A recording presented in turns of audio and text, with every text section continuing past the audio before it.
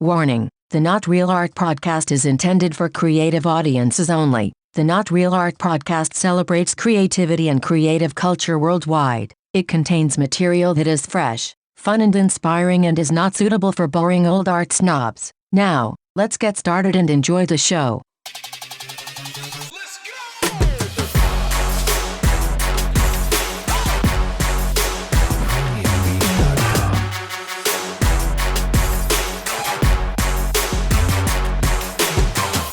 Hey art lovers, Sourdough here.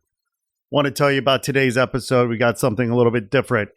As you may know, we have a artist grant, the Not Real Art Grant. We started it last year. In 2019, we awarded $1,000 to 12 artists. It was a $12,000 grant. And more than just money, we want to help them tell their stories and promote their work. We want to give them a platform. And so what we've been doing is we've been sitting down with the grant winners and, talking to them, telling their stories, interviewing them, etc. We've been writing articles for the blog at notrealart.com. We've been doing some video shoots and we've done some podcasting with them. And we're starting to roll this out little by little. In today's episode, we want to feature one of our grant winners. As I said, we had 12 grant winners, but today we're going to sit down and talk to Eben Eldridge. Badass motherfucker who's just a talented guy, wonderful human being, and just a real Renaissance man, works with kids, filled with love and light. And we're just thrilled that he's one of the Not Real Art Grant winners. But a while back, we did a video shoot at Art Charolais in the Arts District downtown here in LA. And Eben and I sat down, and we did a little one-on-one, and we did that on camera for a video that I'll release later. But today, what I'm going to do is just share with you the audio for today's podcast. Hope you enjoy it. Check it out. Without further ado, Eben Eldridge. Let's go!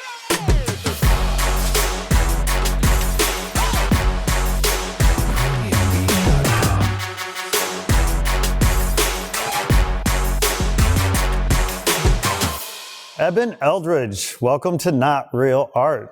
Hey. How are you, man? I'm all right, man. I'm all right. Good to see you. Right. Yeah, man. I'm taking a creative risk having you and only you on this particular episode of the show. What does that mean? Well, because, you're here because you won the Not Real Art Grant. Yeah. One of 12 recipients. Right. And we've sat down with other recipients, but they did not get the one-on-one They didn't get the love slot. that you are getting. So, They didn't get the they had to slot. share the spotlight. Yeah. You get all the spotlight. They could have had the slot. They could have. I guess if you snooze, you lose. I don't know. Yeah, I mean, you were smart. You're like, no, I think I'll take that 3 o'clock. It's like lottery. Man, I tell you what, it's so great to sit down with you. I haven't seen you since March Right. at the conference where we, handed out the grant to the winners. Right. What was that like for you getting the grant? It was a trip. I got Hey, when you say trip, unpack that for us. I got pulled over Before or after? on the Were way you there. drunk? On the way Celebrating? there. No, Oh, okay. on the way there I got pulled over. My car Way there. on the way there my car is illegal.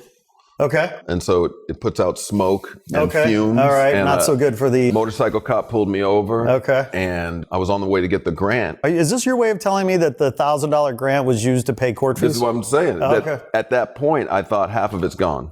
Right. Half the five. Right. This is at least a $500 ticket. It's Yeah. at least. Yeah, At for least. sure. So he pulled me over and he gave me a warning. Miracles I do have happen. not received a warning in my life. Let this be a warning. Yeah.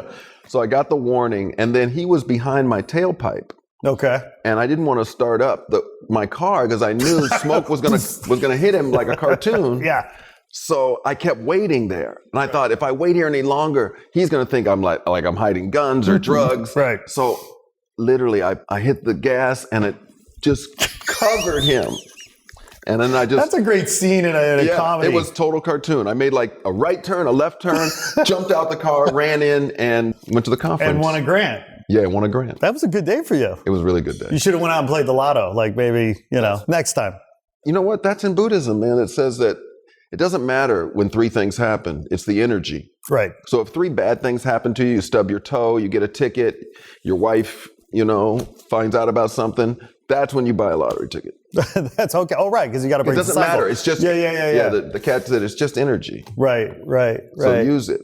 Well, that was a beautiful day. It was a beautiful day for you. It was a beautiful day for me, too. I mean, I got so much personal satisfaction, spiritual satisfaction out of granting, giving those grants away to those 12 artists. Yeah. Well, the community aspect of it, because Yeah. you kind of create in these little bubbles.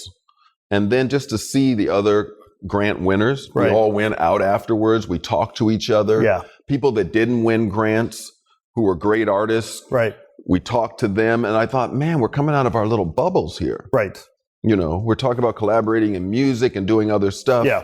But then it's like herding cats. Well, the thing about herding cats is you just have to give them a litter box or catnip, and they come, right away. Right, or food, basic food that'll gather the cats. Yeah. So in this case, energy, money, it's food, right? Yeah. The grant was meant to help empower the careers and practice of these artists. How did winning the grant help your practice? I mean, we had a joke earlier about one of the artists said he took the money and went to Vegas, and I hope they did. By the way, Yeah. What did you do with the money?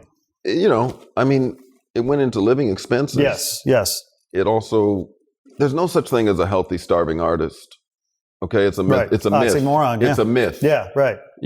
So better that you eat some sushi and then try to go paint. I hope you ordered the sake with it, because Yeah. I cannot have sushi without sake. I'm sorry. It's like vanilla ice cream and chocolate syrup. I don't they go drink, together. but that's so. Yeah, I just got extra yellowtail. So, your journey, as I understand it, your journey to your voice as an artist really came through your work with children, did it not? Directly. I was working with an after-school program, and a little girl said, "How come you never paint?" Because I would make the kids go through these stations. They'd have to do math. They'd have to do their little English. Sure. And then they'd have to paint a little bit. And I just made them go through the stations. And then one day this little girl said, "How come you never paint?" Calling you out. And so I started painting. Right. I started liking them, and I started taking them home, the ones I liked that I made. Sure. And then the same little girl said, "How come you never give us your art?" This little girl. She was We got to great. have her on the show. Yeah, she was great. And so I said, well, the next one that you like that I paint, you can just have. And I painted a flamenco dancer, and it was really great. And I was so looking forward to keeping it for the rest of my life. You loved it. And she came over and said, "I want that one." And when her mother came to pick her up, her mother said, she ran with the picture to her mother, said, "Look, Mom, I got this from Mr. E." And her mother said, she didn't even she looked at the painting, and she looked at her daughter, and she said, "Make him sign it." Ooh. And so I was like, yeah. I never, Yeah. And at that point I said, maybe I can let this art go out in the world, It's like, So you and this girl have a special bond. she was great. Yeah. How many years ago was this? Oh, at least 15. Oh, okay, so she's like, she's But an she adult was, now. she had issues. We all have issues. Yeah, but we had some of the same issues. Yeah. And so I learned a lot from watching her grow up. So when you started painting with the kids, Yeah, that was the beginning. do you remember the first painting you made? I know I made that flamenco dancer. Mm-hmm. And then that was the first one you really loved. Well, that's what I loved. I would make these kind of little abstract characters, just kind of really free form, Okay, yes. And it was just, and I would just like the shapes, and I would just like, they were kind of characters. They weren't definitely faces or anything, but they had movement. Okay. They had some, and some relationship to different movements. And I liked it. And I that was my language. That was the first language I made art in. Well, where do you think that energy and that movement came from? I think it was in the hand, Yeah, but you talk a lot about your relationship with the muse, you know, so ultimately Music. it came from the muse, right? Yeah, it came from her, no doubt. I'm definitively about that connection. I mean, that is, I think, what a true poet is. Do you think of yourself as a poet? That's what everybody's, anybody doing anything is a poet. Anybody doing anything at root is in the poetic element. So I don't care if you're acting, I don't care if you're... So you think of yourself as a poet first, artist second, or... No, a poet is an artist. Okay. Same, one and the same, two sides of the same coin. Got it. It's that relationship and that ability to, know... Well, but when I was, preparing for this, I read your interview and you were talking about one of the greatest things about being an artist is your relationship with the muse. Yeah. You have to learn to be... You ever read The Outsider by Colin Wilson? I have not. It's a book about that relationship and how some artists will blow you up. Some artists get blown up by their relationship with the muse, and some artists find a way to be in relationship to it in a healthy way. The best I can describe is like, who did I see? I saw Big Joe Turner's last 10 performances. Okay. Wheeled on stage by a prostitute. Absolutely decrepit. Microphone in his crook of his arm. They put it in there. And then he's like this in the wheelchair. And then the band hit dun, dun, dun, dun. And that man, like a spike went through his whole system. Yeah. That's the muse. And he sat up and said, I'm a man. And the power. And when the last note he shrunk back into himself. That's how powerful the muse is. That's how powerful his relationship with what gives him. That's how powerful it is. Yes. That it's bigger than drugs. The thing about being in a relationship with that is, how do you come down? How do you do reentry? Can I curse? Hell yeah. Reentry is a motherfucker. Yeah. So how do I come back from painting all night? You know? Right. I mean, all these artists that are dead could not do laundry after coming off stage. You know, Jimi Hendrix, I mean, Janis Joplin, all them. Right. Would you rather, you've just been with God. Yeah. You've just been at the highest level of communion. Well, it's space travel too, right? I mean, how do you fucking re-enter the Earth's orbit? Right. It takes me like 3 days to come down, but I don't use anything to come down. Right. But I know that it's going to be a journey to come back into my skin, and I try to enjoy it to the best of my ability. Yes. Because I'd like to I'd like to be, Georgia O'Keeffe it, be 95. I like to William Blake it. Yeah. Those are some artists that manage to have that relationship with the muse and know how to do reentry and not destroy themselves.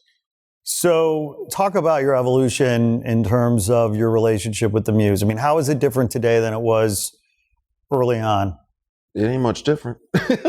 No, but I mean, have you become, like with any relationship, right? You become more emotionally intelligent around the dynamic that you have. All right, here's the dynamic.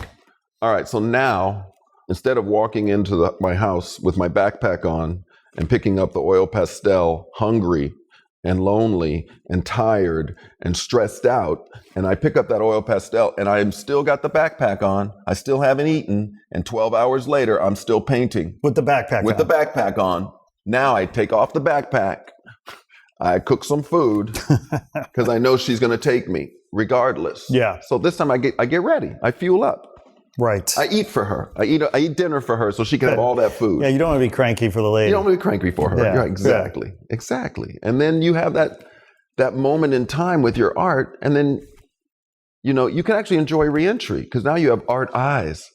For like the next 2 days, you look at a tree or a brick and you're like, what? Yeah. Look at the angles of that face. You have those art eyes that are beautiful to have. Yes. Well, and I've found in my personal experience that, the muse comes when she comes, right? And I think that's your point, right? You're talking about coming home, you're supposed to put your backpack down and cook some food. No, she comes and suddenly you're locked in her embrace, right? And I've noticed that when she comes, I can't control it. And it's a little dysfunctional. It is. It is a little dysfunctional. Yeah. It is. But I love it. Yeah, but she's going to be there. I mean, but I once heard, so I don't know if you saw Q, the documentary with Quincy Jones, right? But he has that whole bit about Harry Mancini used to say, when the muse comes, you better be ready, because if you don't take what she has, she's going down the street, to the next, to the competitor, right? But I'll push back on that. Okay. My dad says, and he made a case for this the other night. He said, people think that we're all inspired. He writes, yes, that we're all like, the inspiration came and then I created. He said, it's a faucet. It's a faucet. It's a faucet. You turn it on. I don't really need to start any project inspired. Right. I don't have to be inspired. Well, isn't that the hallmark of a true professional? I mean, you just get to fucking work. As soon as you pick up the thing, she's like, I'm here. Right, that's her superpower, right? You gave her permission. That's her power. That's her superpower. You don't have to be like, I think I understand what I want to create today. No, you don't need. A lot of people think they need all that to be an artist, and you don't need it. Well, I think Chuck Close, didn't he say inspiration is for amateurs? Like, Well, that's radical. right? It's interesting, right? Because it feels like pros. I mean, if you're a pro and you have that level of rigor and discipline, you get to work. And, understanding that a lot of the stuff might be crap, but you got to work through the crap to get to the Well, get that's to the what goal. keeps regular people, I shouldn't say that like that, but that's what keeps people from doing art. Yeah. Is because when you create mud, the self-esteem and the pain of mud is just too much. It's painful to create something and work on it. But that gets to, and I agree with you. I mean, it gets to unrealistic expectations, right? I mean, we live in a world of unrealistic expectations. And the expectation is that, I'm not an artist because I'm making mud. No, Right. You're an artist because you're making mud. Well, that's right. All I can say is that it's kind of intellectual. Like a friend of mine, I finally convinced her to paint. Okay. Right? I said, you should paint. She collected art. She bought one of my pieces. I tried to buy it back She from loves her. art. I tried to buy it back from her. She wouldn't sell it to me. Right. She loves art. And she was going to go paint a picture. And she's like, I said, go to the art store. Go to, she's like, what do I do? She got to the art store. She's calling me. I said, let the colors call you in. Sure. She found some colors. She painted this little tiny landscape. She loved it. Yeah. She loved it. She put it up on her mantle next to all the art she's bought. All her art collecting friends wanted to know who did that painting. The next time she created, she made mud. She's never picked up a brush since. Oh, that's heartbreaking. Because Yeah. I understand. But I told her you have to. Got to I said, keep going. There's a point in everything I create where it's mud. Yeah. Because, I'll just speak plainly. I don't have the chops. Like my friend Mark, who's passed away, once he conceived an art piece, his chops were so good that the creation part wasn't a big deal for him. Yeah. The thinking part, Right. the inspiration was his big moment. Right. But after that, he was like, he could do it. Yeah. Me, I got to be in there all the way. I don't have I can ruin it. I can turn pancakes into fucking. In a world of 10,000 hours, you're at like 8,000 hours. Yeah, I can turn pancakes into the trash can at any point. They get they're burnt. Yeah, right. Oh man, Yeah, but there's some hungry people out there that eat that shit. If you'd have just turned them when the bubbles came up, you know. Yeah, right. Yeah, but the phone rang. It's a real thing. It's a real thing. How to why people don't. No, but create. I mean, look. I mean, we have a system that kids, you work with kids. Yeah. I mean, you ask your kids who here is an artist, every kid raises their hand. Right. By fifth grade, like maybe one kid is still hanging in there. I mean, it feels like we've created a system, a culture that maybe doesn't value art quite as much as we value science or I don't know. What do you think? Yeah, people they back out of it. It happens in all kinds of areas of life. Like they stop roller skating. They stop being able to fall. They're afraid to fall now. They become adults and they can't fall. I'll break a hip if I fall. Right. But that's a shame, because I don't want to lose run fast, jump high. Yeah. I don't want to lose that connection to just, I'm gonna make paintings anyway, rain or shine, good or bad, grant or no. You're like right. the grant is like, like you said. It's that makes it like a half penny per quarter second. That's what it. So I want to take 3 steps back. I mean, how did you become a teacher? Like, what led you? Because I think it's. I mean, did I say you're doing God's work? What God? The work of the goddess or the gods. Goddess, all that is. Alan Watts. Yeah. How? I mean, I got 2 kids, 7 and 2.5. How you manage 14 of them? It's crazy. It's crazy. How did you become a teacher? I became a teacher. I was working in animation, decided to move to Seattle to be in a band. That's the dream. Yeah, right.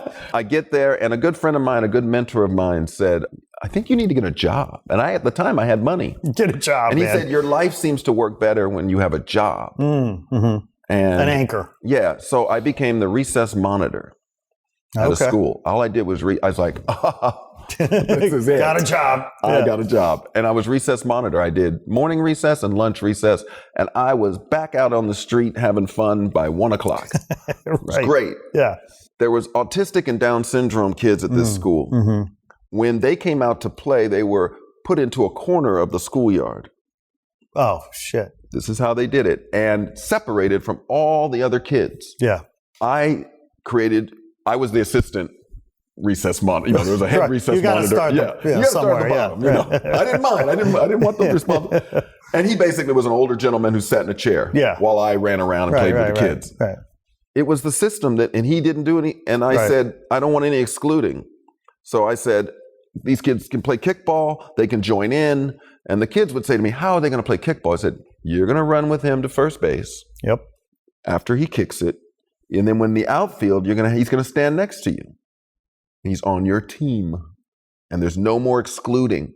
And the principal, after about a month of this, came out and saw that all the kids, he saw the playground. He saw all the kids, the Down syndrome, and playing in all the games and being in every area. And he said, I heard that you did this. And I said, well, there should be no excluding.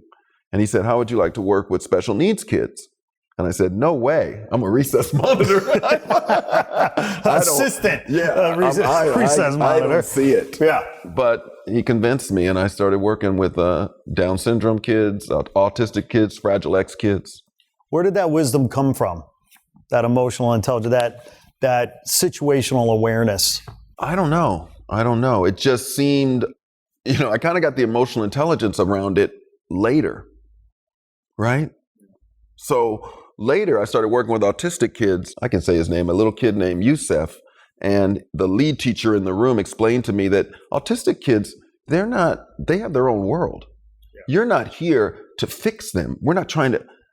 Right. It's a parallel universe. Because Yusef could sit there like this, and he could feel a shadow go across his face with joy. He'd be like, if a shadow of a car went across his face, he'd be like,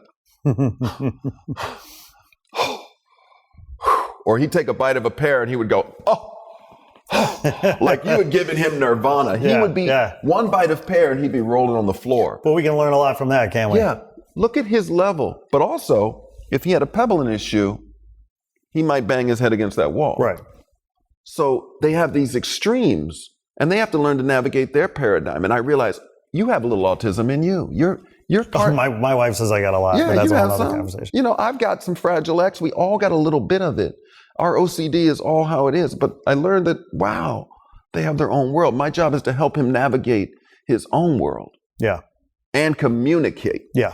And that's what happened. I think I was trying to communicate. Well, it speaks to empathy on a certain level. I mean, a very acute sense of empathy, which, is very you're an artist, right? I'm not surprised that you're demonstrating empathy. Yeah, I guess. I mean, I don't know. It kind of just came out, you know, but then I started working with the kids. Yeah. How old were you when that happened? I was like in my late 30s, Yeah. I was like 30 something. And that was the first, and it was great because I remember a black principal, when I told him I was struggling with the job after about 6 months, just exhausted. Yeah. And he said, well, there's only room for one childhood, theirs. So you need to work out your stuff. And I was like, oh, wow. Yeah. It's about you. It's about you. And I remember that same little girl that asked me to make art. Mm-hmm. She was crying one day underneath the table. And so instead of me making her get up, making her come back to the table, I got under the table and I said, why are you crying? And she said, I don't know. And that's when I realized I had tears that I didn't know where they came from. Yeah. And I was like, wow, this is, I need to work on my stuff. Sounds like these kids give you more than you give them, my friend. Well, don't yours?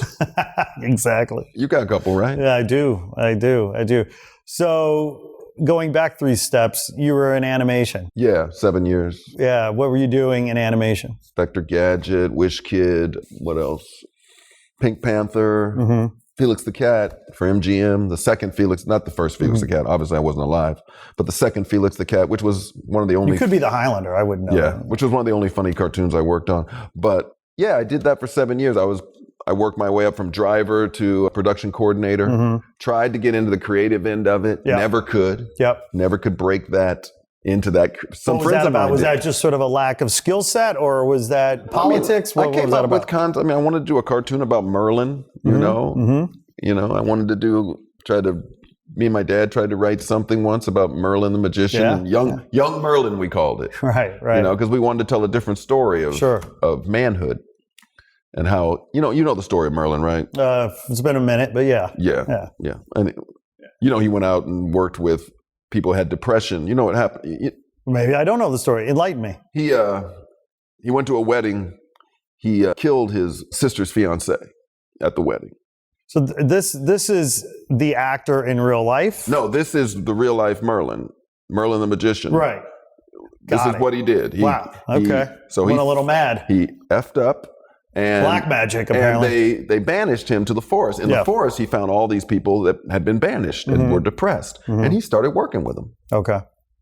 And he built himself back up. And when he came back to court, he was like the first he was kind of like a mental health professional at that point. Right, sure. He worked on his stuff. So we were going to give a different road. Yeah. We were going to tell that story. Yeah, of course. right. Not in cartoons, open. That'd be more like you got to fuck them up one way or another. Yeah. I couldn't get in. Yeah. And they didn't, and it was a little old boy network about how to become a writer in that field. Yeah. A couple of my friends made it through the gauntlet. Okay. And then that's when I decided, oh, wow, I want to. And at that point, I wasn't making any art. Okay. Well, no, but you were. You were a musician. I was a musician. I was playing. What instruments do you play? Play a little bit of guitar, enough to write with. I was in a band called Hungarian Music Lesson, and we played downtown. We played Al's Bar right over here. Yeah. Numerous times. Yeah. Which is a great gig. One of the, and we were Hungarian Music Lesson. We were punk. We used to say, the chicken came first. We had our own mottos. Are you playing now? Yeah, I do. I still do music. Yeah, I still do music. So you're in a band or no? Technically, I am Black Spring. But I played a couple shows recently. Yeah, I'm still making music. Yeah, man. You can. Well, one of the things that's so great about your story is that it feels like you are and have been a part of so many different communities, whether it was, whether it's the school or the music scene, or your work in production, or your work as an artist.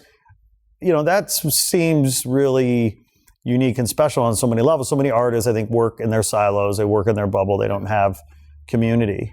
But I'm still looking for community. Yeah. So I feel isolated and bubbled out How sometimes. So? It's just home, work, video. Video. Watch, Handmaid's Tale, go to bed, rinse, wash, repeat. Right, sure. And then force yourself to pick up the pastel, or force yourself to play 3 songs on your guitar. Break yourself out of isolation. Go somewhere you don't want to go. Make yourself go meditate in a cave. Are you a goal-oriented person? Will you, in 2020, will you say to yourself, this is my goal for the year? Projects take me. I'm going to make stuff. Yeah. I like taking things out of the ethos and out of the universe and making stuff, so that I think my projects are just as important. I have an album on the shelf right now. You do? Completely on the shelf. It's done. Okay. But I can't get to it because I kind of have to do teeth, eyes, and car. Okay, I had to, I had to get rid of that car, get another car. Yeah, but that's what SoundCloud's for. You just upload it to SoundCloud, and all the kids will download it, and you'll get discovered. The first Black Spring album is on SoundCloud. Okay, yeah, all right. But that's the journey. Is it? You can't get discovered. It's not. You better discover yourself. You better discover dropping knowledge right there. I love it. You better discover that was the gift. Yeah. That song was for you. But so many of us are looking for validation outside of ourselves, man. Yeah, but I'm not saying I'm not. But I'm also trying to recognize that validation won't save me. It won't save, Yes. This art show that's coming up won't save me. I realize that about. I'm glad you know that, because I've had to tell everybody, this art show will not save you, right? You need to put it up on the wall. I am not responsible for your salvation. It's really tough to think, oh, well, there's going to be a hot chick that walks by my art. I'll be standing there, Yeah. Or there's going to be somebody who wants. No, you got to remember that journey, that creative moment you had, that gestation period where you came home with the backpack on and you drew a little bit and that painting happened, that was your gift. You got your gift. You were provided. Now, if any money comes from that, that's called gravy. Well, this is what I've been saying. You know, But gravy's not the meal. The compensation, if you will, Yeah. comes from the process. Like if you're not enjoying the process, then it is work, Yeah. and maybe you should quit. Well, then half your friends are going to walk by your art and go get some free hummus. You know, half the people are going right. to. And so if you think that that moment is where the crux of your creativity has to meet validation, you're going to be. But what may happen is, like last time I had an art show here it was my mom who looked at she's seen some of my work over the years. Yeah, right. She gave me a series. She said, this is in line with this last. My mother gave me a great art critique, you know, and I'm grateful to her for taking me to, she loves museums. So I'm grateful for that exposure. I think that's an important thing, to expose people. So some people that will come to the art show, I think that's the great thing too. That's more community. Finally, I'm handing out, flyers with the Buddha on them to people, because that's part of this art show. Is that I got some Buddhas and I'm showing the Pure Land and I'm handing Buddhas to people. And I'm like, oh man, I'm handing the Buddha out. It's like I'm flyering for the Buddha.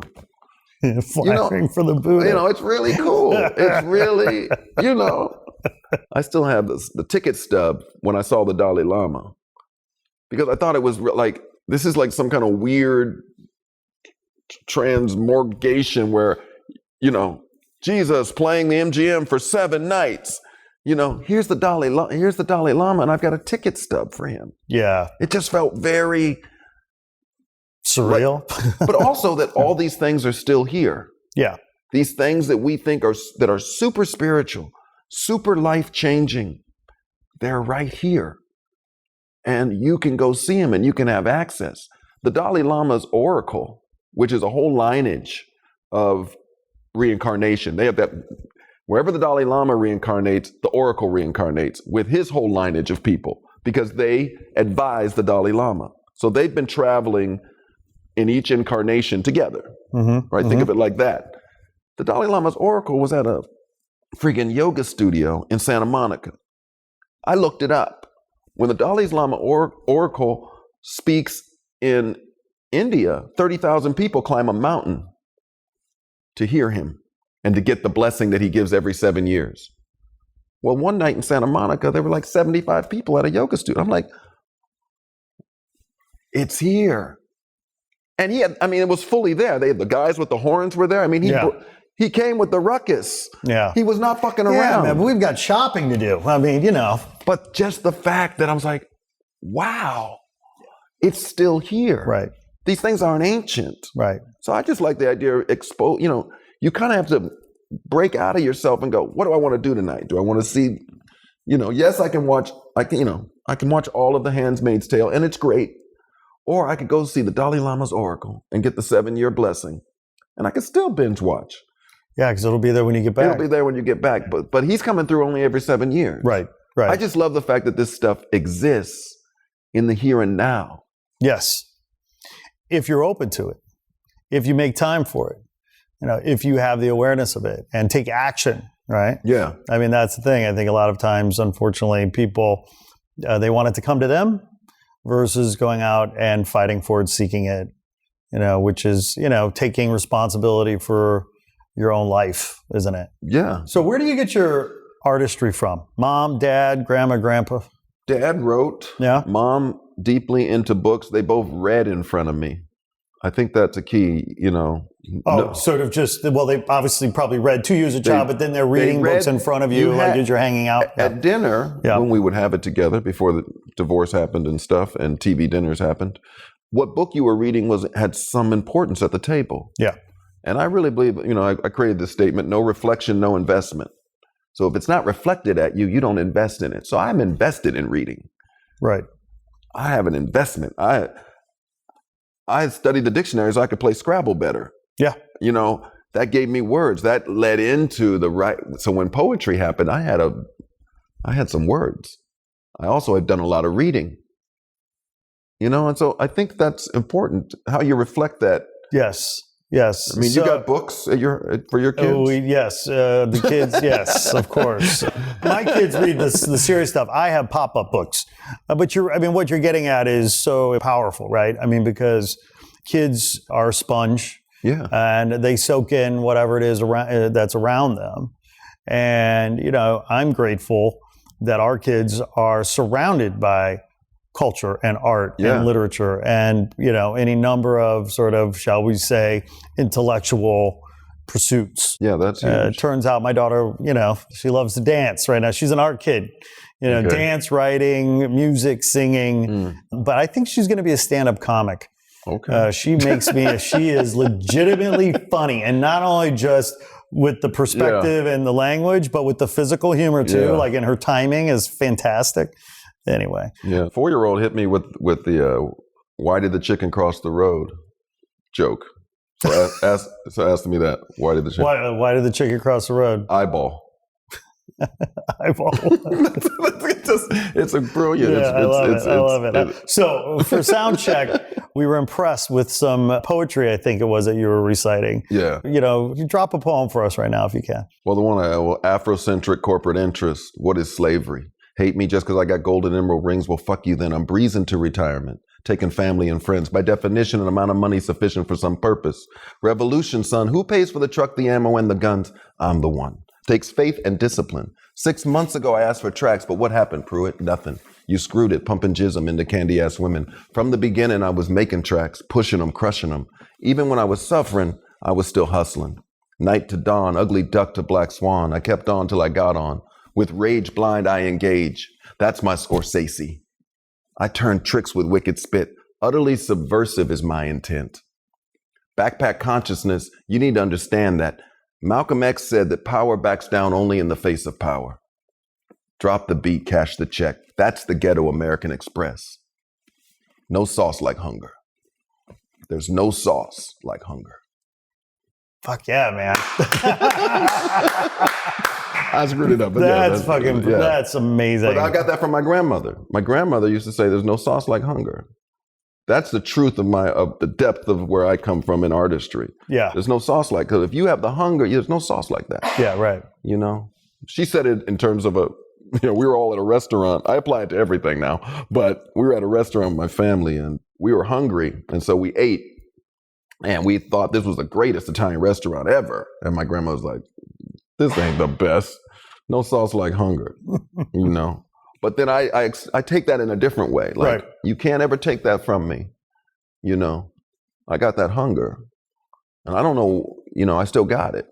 Well, some have said that if you know hunger, you never forget it. Yeah. Right? Tony Louis, who is one of the other grant winners, is from Haiti. Mm. And, when we sat down with him, we were talking about, his reality living in Haiti I believe Port-au-Prince. And,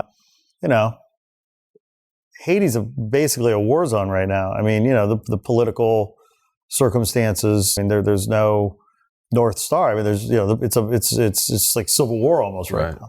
And we were just talking about that within context of, we don't know how good we have it, right? And that hunger that you're talking about is relative, right? And I was just appreciating his struggle, for his art in a situation that is, quite desperate. Your grandmother, with that saying, I mean, what was her reality like? For my grandma? Yeah. To come up with that statement. Well, that's coming from always probably from her. I mean, that's passed on. Yeah. That's like from slavery. That's like, we have some things in our family that are just simply passed on. They're like little sayings that get passed on. I took that one and ran with it. Yeah. But she had my mother and her, killed chickens and sold them in the streets of Philly, to make ends meet. Yeah. So my grandmother was fierce in a lot of ways. She wasn't this grandmother wasn't the cuddly one, She was your mom's mom? My mom's mom was embittered. Yeah. And I get it. I get it when you become, I get it how you can become embittered. Yeah, sure. And parts of you get shut down and parts of you collapse inward. And it's hard for you to be supportive, to play this role, even that role. Everyone thinks that all Black grandmothers, big roly-poly and love, it doesn't work out that way. But she was still my grandmother, and she still had wisdom. Because you don't make it this far in the Black world without but the roly-poly stereotype you just mentioned, that's a racist stereotype, yeah, right? It's a racial stereotype. Yeah, I mean, like when you think about what do I know as a white guy, but I mean, in terms of the adversity that African-American brothers and sisters have endured from day one, like, you toughen up or you're dead, right? Yeah. I mean, yeah, you learn things to wash off, like let it wash off your back like a duck. But, you make your I mean, that's why I think punk rock was important for me to look at life through that lens and to come to my own conclusions about, that's where I learned about anarchy. That's where I learned about Emma Goldman, was through the punk ethos. That really influenced me to come to politics and political things through your own lens and through the own lens of your reality, to start acting on your own life. That's what punk rock gave me. And I still consider myself punk. I've been to Dead Kennedy shows. I've been to Minutemen shows. I'm not a looky-loo punk. You're not a fair weather punk. I'm not fair weather. but the core of that thing was that, do it yourself. Yeah. And get your own viewpoint. Get your own viewpoint. Right. Talk, hear other viewpoints. Forge your viewpoint based upon things you're hearing and knowing, and express that. That's punk. Nina Simone, I saw Nina Simone perform. That was probably the most punk performances I've ever seen in my life. Nina Simone was punk as fuck. Well, it's. I mean, it's. I wouldn't consider myself punk necessarily, but I mean, anti-establishment. Hell yeah. Yeah. Right. Yeah. Right. She was anti-establishment. She was out there she's out there on the ledge of powerful femininity, and at times she's powerful, and then sometimes she's just crushed out by it. So that I really relate to. Right. Right.